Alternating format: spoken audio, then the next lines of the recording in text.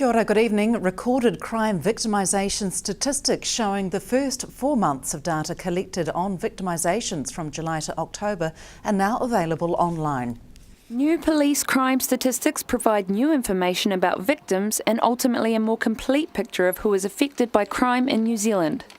Data collected and made public includes age, gender and victim ethnicity, as well as relationship between the victim and the offender.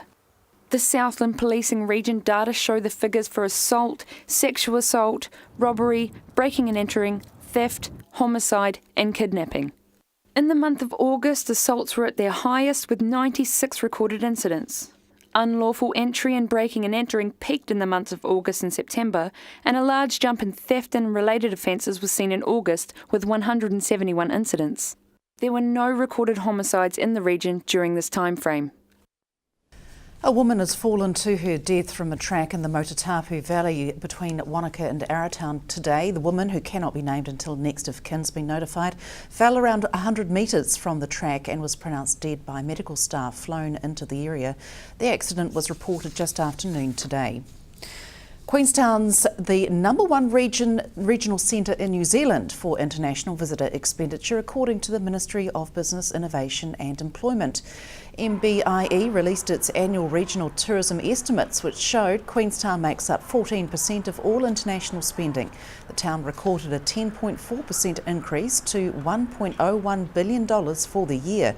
Destination Queenstown said the rapid growth in visitor expenditure illustrated Queenstown's important role in delivering the international experience in New Zealand. Queenstown's largest international market is from Australia, which makes up 38% of international visitor expenditure, followed by China, which makes up 15%. Improving public health services is behind an innovative staff battle at Southern DHB. The Southern Innovation Challenge is designed to give DHB staff the opportunity to present ideas to a judging panel, which then awards funding. This year, 16 entries were made, including a telemedicine pilot, a hand hygiene compliance system, an outpatient murmur clinic and an ipu whenua. It's a biodegradable placenta umbilical cord container.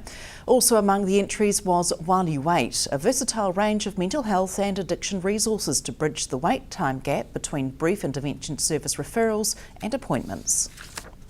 What we found with the service is that it's extremely popular and that we've started to get a bit of a waiting list, and that waiting times have increased for people who are referred to the service. So the idea came to us that what we needed to do was provide people with who are in the middle of those waiting times with some really useful resources to kind of tide them over, if you like. So the While You Wait resources, which are all quite unique and new, there's going to be some hard resources for people to take away with them.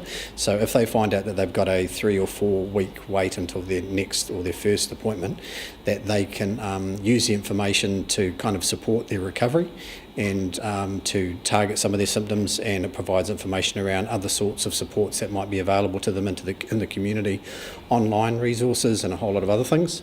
And the other thing that's made our project unique is that we will have a website with it, and attached to that will be free downloadable apps. So again, somebody who wants to download this onto their smartphone or their tablet can do so.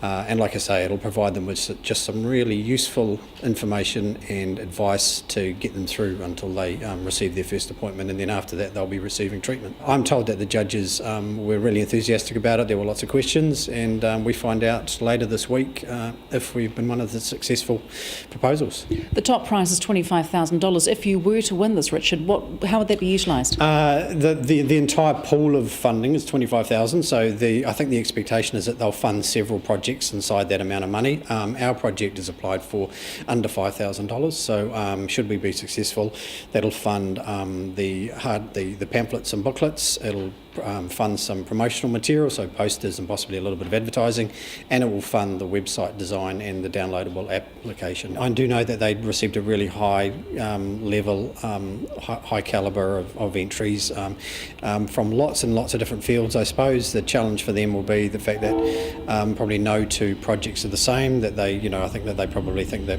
there is value in all of them, and that they probably do add up to a considerably lot more than the $25,000 that that they've got available. Really difficult job for the judges. And, I know that there were senior managers and people from the private sector on that panel, and I don't envy them. Weather was the recurring theme at this year's Burt Munro Challenge, but not even the heaviest rain could dampen the spirits of thousands of motorcycle enthusiasts. The Burt Munro Challenge wrapped up yesterday, and despite spectators and riders having to endure the cold, the event organisers say it was another successful year. A glimpse of Saturday morning sun offered hope to Teretonga circuit race riders, which saw sprint races throughout the day. But it seems it was the calm before the storm, as Saturday evening's Speedway Spectacular was called off early due to heavy rain. The final day of the challenge saw the crowds braving another day of rain in Wyndham for the Southland Toy Run and the Wyndham Street Races. Event organisers said they will be discussing whether the dates for future challenges will be moved in order to meet the warmer weather. Stay with us, still to come more Burt Munro action, plus dances at the Civic, a Christmas fete and the Big Dig.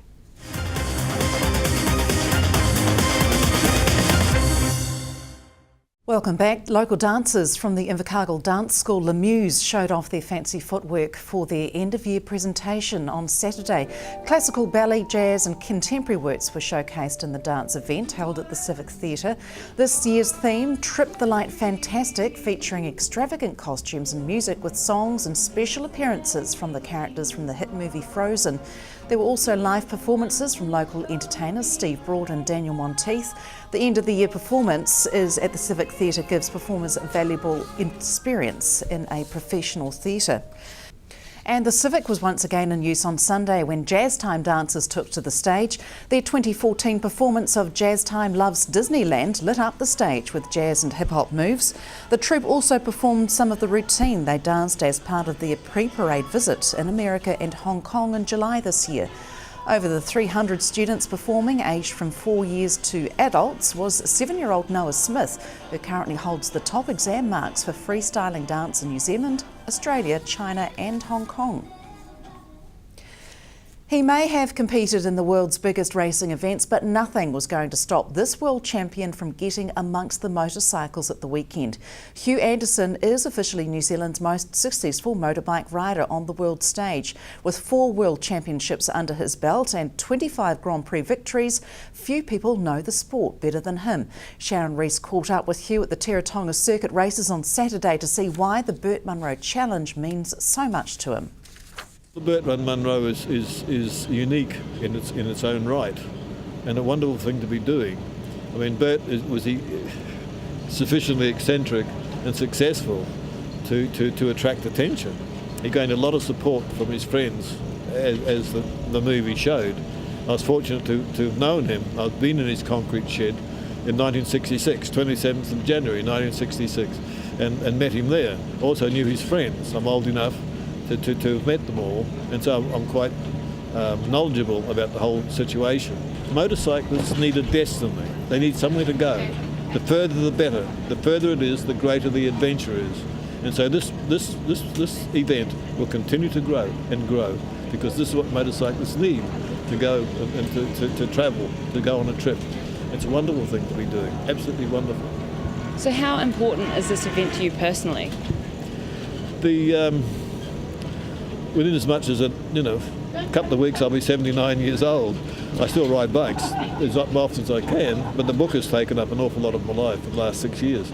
So the importance of this, to me, being a dedicated motorcyclist that I am, I don't know life outside motorcycling. The importance to me is this is very important to motorcycling. I was 72 when I made the fastest lap ever at Pukekohe. When I was 72, the fastest lap, beat the Australian champion. What's your greatest achievement in your entire motorcycle career? Goodness gracious. There's so many. The greatest achievement. The greatest achievement, perhaps, was learning the Isle of Man the first time I went there.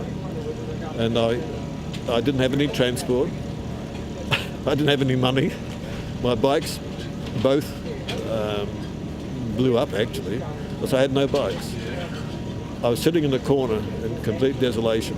Still had my leathers on, wouldn't go out to eat, wouldn't move. And the chap came along and said, there's a new 7R AGS waiting for you. And I went out, it was the first support I'd ever had. And I went out, and after 12 laps, I made the 5th fastest practice lap. And it's only the very best riders who'd beaten me, who were faster. And I'd only been around a 37-mile track 12 times. That was a commitment I'd made. And then you went on to win world championships and so on, but that was the biggest step, that you believed in yourself, that you could do it. You learned so much. A few weeks later, I rode for the first time in England and broke the lap record. But that came from the Isle of Man, and that belief in yourself. And Hugh Anderson has recently finished writing his autobiography titled Being There. Sharon Rees will have more in part 2 of the interview tomorrow night. The Southern Artisan Christmas Fete was a huge success near Winton at the weekend despite the weather. Thousands turned out to Hideaway 101 at Lochiel to shop, graze and soak up the atmosphere. Local produce, gourmet foods, craft beers and homewares were in high demand. Each year the event draws stallholders from further afield to take part in what's becoming an iconic outdoor shopping experience. Children's toys, books and clothing were on sale alongside outdoor furniture and sculpture, mixed media art, kitchenware and plant and garden accessories were interspersed with custom jewellery and women's clothing, ensuring there was something for everyone. And after wrapping the SIT Volleyball Festival at the weekend, there were plenty of diggers itching to get sand between their toes. The big dig got underway at Stadium Southland's Velodrome on Sunday morning as hundreds of youngsters got in on the action. Volleyball Southland organised the dig, and there were plenty of prizes up for grabs as little hands searched in the sand. Close to 70 truckloads of sand were brought in for Southland Secondary School Beach Volleyball Festival held last week, and workers will be busy over the next few days removing the grains. And next on Sport, Tom catches up with some of the folk at the recent South Island Volleyball Festival. That's after the weather next. From the news team, good night.